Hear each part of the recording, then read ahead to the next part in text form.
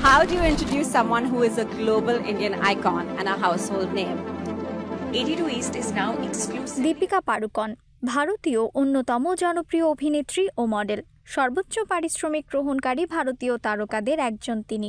বলিউড চলচ্চিত্রে তার কর্মজীবন প্রতিষ্ঠিত করার পাশাপাশি 2টি ফিল্মফেয়ার পুরস্কার লাভ করেন। এদিকে মুক্তির শুরু থেকেই ধারণা করা হয়েছিল ভুল ভুলাইয়া 3 ও দীপিকা পাড়ুকোনের সিংহাম এগেইন সিনেমার মধ্যে বক্স অফিসে লড়াই হবে।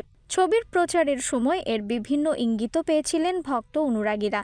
শুধু তাই নয়, এই দুই সিনেমার কলাকুশলীরাও বলেছিলেন ভুল ভুলাইয়া 3 ও সিংহাম এগেইনের মধ্যে যুদ্ধ হবে। সিনেমা মুক্তির এক সপ্তাহ পর থেকেই বক্স অফিস হতে মজার তথ্য পাওয়া গেছে। বক্স অফিস জানাচ্ছে, ব্যবসার দিক থেকে ভুল ভুলাইয়া 3 থেকে অনেকটাই পিছিয়ে রয়েছে সিংহাম এগেইন।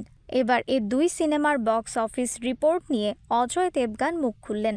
অজয়ের ভাষ্য, দিওয়ালিতে 2টি বিগ বাজেট সিনেমা মুক্তি পেয়েছে। বিষয়টি অনেকটা বড় ব্যাপার। বলিউডে এখন বক্স অফিসের যুদ্ধের চেয়ে বিগ বাজেটের সিনেমা নির্মাণ করাটাই বেশ গুরুত্বপূর্ণ। আমি ভুল ভুলাইয়া 3 দেখব। ওই সিনেমাটি যে ভালো হয়েছে তা আমি জানি। আমার মনে হয় 2টি সিনেমাই বক্স অফিসে ভালো ফল করার মতো। একটু পার্থক্য তো থাকবেই ব্যবসার দিক থেকে, কিন্তু তার মানে এই নয় যে এই দুই সিনেমার মধ্যে কোনো লড়াই রয়েছে। জানা গেছে, সিংহাম এগেইন মুক্তির দিন আয় করেছিল 43.50 কোটি রুপি। এই অঙ্কটা কিন্তু ছিল ভুল ভুলাইয়া 3-এর প্রথম দিনের আয়ের চেয়ে বেশি। তবে দ্বিতীয় দিনে এই আয়ের মাত্রা কিছুটা হলেও বৃদ্ধি পেয়েছে। দ্বিতীয় দিনে সিনেমাটি বক্স অফিসে আয় করেছিল 44.50 কোটি রুপি। রিফাত আরা ইসলাম, 21 সংবাদ।